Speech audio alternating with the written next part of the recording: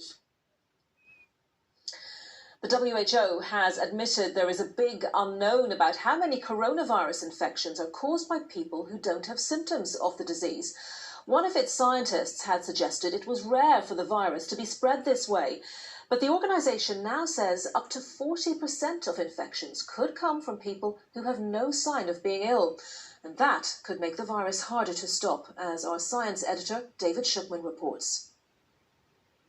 This is a message from the government's chief medical officer about coronavirus. If you or anyone in your house... For months, government advice has focused on symptoms, how you must isolate if you get them. You should all stay at home. But what about people who don't look as if they have the disease, but are still carrying the virus? Like paramedic Chelsea Mason, who had a test for coronavirus and expected to be clear. I felt absolutely fine. Came into work and had the test done, and then a couple of days later, I got a call back saying it was positive, so really shocked because I had no symptoms whatsoever. So how many cases are there without symptoms? A study at Addenbrooke's Hospital in Cambridge found that 3% of the staff were positive but didn't show it.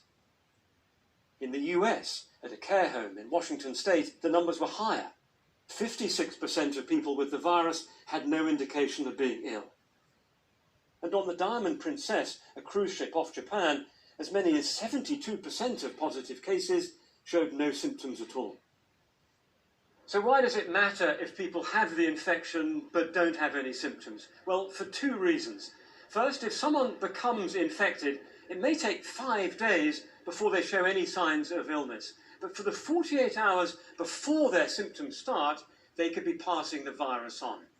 Then there's the category of people who catch the virus and at no stage have any symptoms at all, maybe for 10 days or more, no one really knows. And scientists are desperate to find out how much they can spread the virus.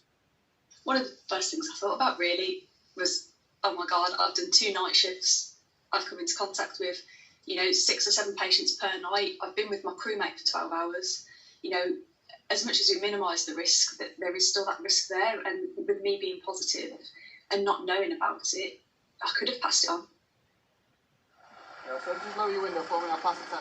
Working out if that's going on now is really difficult. The government is mainly testing people who may have symptoms. Those who don't might slip through the net. So scientists in Norwich want to test